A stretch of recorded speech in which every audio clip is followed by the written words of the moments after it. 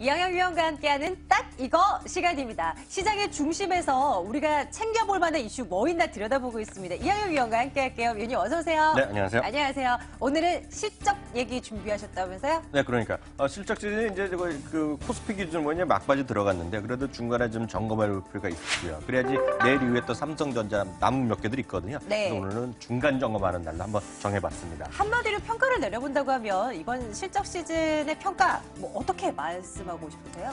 삼성전자 처음에 실적 가이던스만 나올 때도 야 이거 됐다라고 얘기했는데요. 정말 좋았잖아요. 한마디로 보면 실망 그 자체다라고 이해하시면 되겠습니다. 네. 10월 26일이니까 엊그저께까지 보면 거의 40개 기업이 실적을 발표했는데요.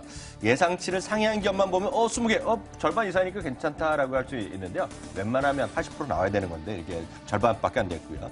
어닝 쇼크 10% 이상 떨어진 기업이 무려 18개. 그러니까 거의 3분의 3개 중에 하나 내지는 거의 절반 가까이가 어닝 쇼크 나왔고요.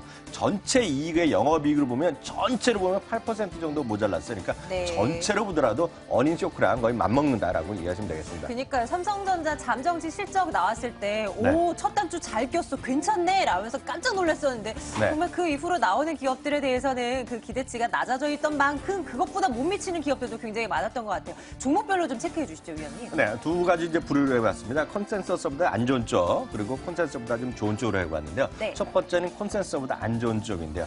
뭐 아시다시피 현대중공업, 삼성엔지니어링은 적자가 뭐 난 정도가 아니라 엄청나게 낮게 적자 확대고요. SO일, LG상사, 하나금융주도 80에서 20%까지 생각보다 이익은 적게 나고요. 네. 상대적으로 좋았던 쪽으로 보면 삼성중공업, LG생명과학, 이노베이션, 삼성정밀학장까지는 좋게 나왔고요. 삼성전자는 이제 공식은 아니고 가이던스 기준입니다. 10%. 기아차나 LG학도 10%에 육박하는 실적을 좋게 나왔지만 다수는 아니다라고 이해하시면 되겠죠. 네, 뭐 많은 기업들이 실적 내놓긴 했는데 아직 안 나온 곳도 있잖아요. 전망치가 어떤가 궁금해요.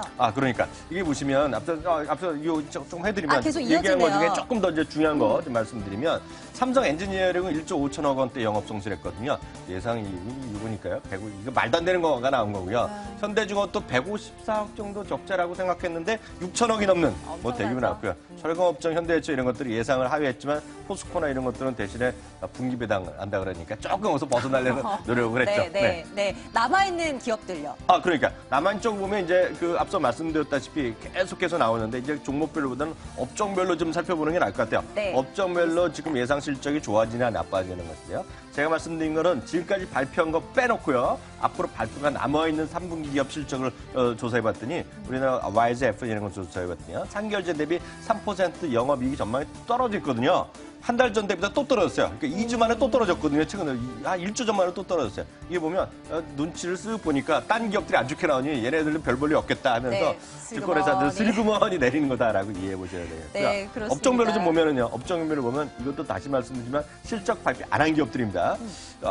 기계업종은 21% 정도 마이너스, 운송물류가 10%, 호텔 레저, 증권 쪽이 좀 안 좋을 거라고 얘기하고 있고요. 네. 상대적으로 건강관리 쪽, 헬스케어가 되겠는데요. 비철금속, 유틸리티는 아시잖아요. 유틸리티는 통신, 그리고 전력회사, 한국전력 이런 거 되겠고, 에너지는 뭐 석유화 이런 쪽이 되겠고, 네. 이런 쪽은 좀 좋아질 거라고 예상되고 있는 반면에 이 파란 쪽은 영 아니다라는 쪽으로 얘기 나오고 있습니다. 좋아지는 것으로 보이는 그 수치보다 안 네. 좋아질 것으로 보이는 수치가 훨씬 두드러지네요. 근데 참 아이러니한 게 여러분들께서도 많이 느끼셨을 거예요. 실적이 안 좋으면 주가도 안 좋아야 되는 게 일반적인 생각이고 좋으면 좋아야 되는 것이 기본적인 어떤 뭐 주식 투자의 뭐 정석이라고 할 수 있을 텐데 맞아요. 이론대로 이번에는 안 움직이는 것 같아요. 진짜 꽝인데 주가 날라가요. 왜 이러는 그러니까 거예요? 주식시장의 묘미가 거기서 바로 있는 거죠.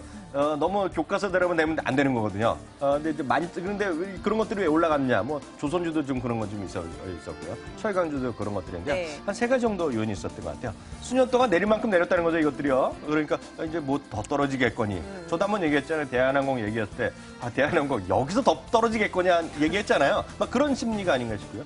두 번째 거는 이건 좀 지겹습니다. 3년째 나온 얘기인데 경기가 회복될 거라는 막연한 기대감이 있는 거죠. 지금 막연한 기대감이다. 네. 세 번째는 구조조정으로 뭔가 좀 좋아지지 않겠느냐 얘기 나오는 건데 이건 뭐 동전의 양면인데 이런 것들이 이런 것들 때문에 좀 반등했다고 보는데요. 좀 냉정하게 좀 보셔야 되겠습니다. 말씀드렸다시피 장기적으로 소외됐다는 것은 우리가 인정할 만하죠. 다만 이제 펀더멘탈이 여전히 부담이라고 생각하셔야 될 것 같고요. 구조조정 그 자체도 중요하겠지만 구조조정에 들어갔을 경우에 상당한 아픔, 거기다가 구조조정 이후에 정말 좋아지겠는지 우리나라만 해도 되느냐 이거죠. 왜냐하면 최근에 문제되는 것이 다 중국 때문에 그렇거든요. 중국의 구조조정 없이 우리나라만 구조조정하면 무슨 소용이 있겠느냐. 그렇기 때문에 이게 냉정한 판단이 필요하다라는 생각도 갖고 있습니다. 오늘도 그렇고요. 또 이번 주 금요일까지 해서 또 남아있는 대기업들의 실적 발표가 잇따를 예정이잖아요. 네네. 일정 좀 체크해 주십시오. 그러니까 이제 가장 중요한 건 내일인데요. 내일 삼성전자가 있고요. LG전자, 삼성 SDI가 있고요. 30일 날, 금요일 날까지 현대해상, 기업은행 정도가 줄줄이 대기하고 있다라고 이해하시면 되겠습니다. 코스피 시장에 이제 상장이 된 업체들이 대기업들 실적이 네. 이제 다 나오고 나면 이제 잇따라서 코스닥 시장 내에 있는 중소형 주들의 실적 발표도 잇따를 거잖아요. 관전 포인트를 어디다 더 주면 좋을까요? 그러니까 코스닥도 이제 실적 지금 오버랩돼서 발표하기 시작했어요. 그저께 서울 반도체 실적 발표 맞아. 그러네요. 네. 급등했는데요. 문제는 이런 거죠. 코스닥 기업들은 상대적으로 기대감이 높지 않아요. 숫자 자체 항상 왜냐하면 코스닥은 지금의 실적보다는 성장성이잖아요. 꿈을 먹고 자라는 코스닥이라 때 기대감은 크지 않지만 혹시라도 깜짝 실적이 났을 경우에 주가 상승폭은 커질 수 있다는 정도. 그렇기 때문에 혹시라도 관심 있으신 분들은 네. 혹시 주가가 실적이 떨어져서 오히려 떨어지면 실제 아니라 떨어지면 오히려 좀 마음에 드시는 게 있으면 한번 사봐도 된다라는 정도 일단 말씀드리고 싶네요. 증권사들의 시각도 궁금해요. 뭐 어떤 얘기들 나오고 있는지 실적에 대해서 무슨 얘기 나오고 있습니까? 그렇죠. 실적 결과보다는 어떤 주주 친화 정책이라든가 배당 확대, 자사주 매입 등에 대해서 보자는 얘기, 저 자신도 갖고 있는데요. 삼성화재가 어저께 5,300억 규모, 사상 최대 규모가 되겠거든요. 네. 상당히 큰 거가 되겠고요. 앞서도 말씀드렸다시피 내일 삼성전자 실적 발표하는데요. 숫자 자체보다는 삼성전자가 과연 자사주가 할 건지, 배당을 또 얘기가 나올 건지 이런 것들이 좀 중요하겠다라고 이해하셔야 되겠고요. 증권사의 시각은 제가 좀 몇 군데 한 최근에 두세 군데 증권사 조사해봤는데요. 제목만 보더라도 약간 좀 뜨아합니다. 왜냐하면 미래에셋에서 어닝 시즌 실적 안도감 확산 기대 이게 딱 2주 전에 나온 레포트입니다. IBK 투자 어닝 시즌과 주말 업종 이것도 2주 전에 나왔고요. 네. 한국투자 이것도 2주 전에 나왔어요. 뭔가 이 제목만 봐서는 뭐 어떤 입장인지 잘 모르겠어요. 결론만 보면 이거죠. 꽝 됐다는 얘기죠. 이들의 의견이 틀렸다는 얘기입니다, 지금요. 왜냐하면 삼성자 보고 눈치 네. 보고 괜찮을 줄 알았는데 아까 보여드렸잖아요. 실적은 안 좋았거든요. 그러니까 몇 개 기업 보면 그래서 이들의 전망이 죄송하지만 다 틀렸다라고 이해하시면 되겠죠. 위원님의 생각 궁금합니다. 그래서 어닝 시즌을 맞이하고 지금 있는 우리 투자자들의 선택은 어느 쪽으로 가는 것이 옳다고 보세요? 네, 저는 이런 생각 갖고 있습니다. 실적 자체보다는 실적에 흥미가 관심 안 가셔도 되겠다. 다시 말씀드리면 주주 친화 정책이라든가 배당 이런 것들이 있잖아요. 오늘 애플이 상당히 좋은 실적 발표하고 나서도 재미없었어요. 광고합 정도로 시간에 마감된 이유도 돈은 2,050억 달러를 쌓아둔 거예요. 우리나라 돈은 220조 원이거든요. 그래도 모르고 돈을 더 쓰겠다는 얘기를 안 한 거거든요. 배당도 더 줘야 되잖아요. 그런 얘기를 안 하는 실망감인데요. 지금 보면 많은 사람들이 그러잖아요. 지금 우리나라 대기업들이 막 갑자기 좋아질 거 별로 없거든요. 그럼 돈을 많이 쌓아둔 돈, 주식 배당이라도 하고 뭘 하라는 얘기거든요. 그래서 주주 친화 정책에 오히려 좀 관심 갖고 보셔야 되겠다. 그리고 코스닥 시장에서는 당장의 숫자도 있겠지만 그거보다는 웨어러블, 우주항공 분야에 좀 관심 갖고 계시다가 오히려 이런 것들이 실적이 좀 썰렁하게 나오면 또 떨어질 수도 있으니까 그럴 때 오히려 또 사는 것도 괜찮다는 생각 갖고 있습니다.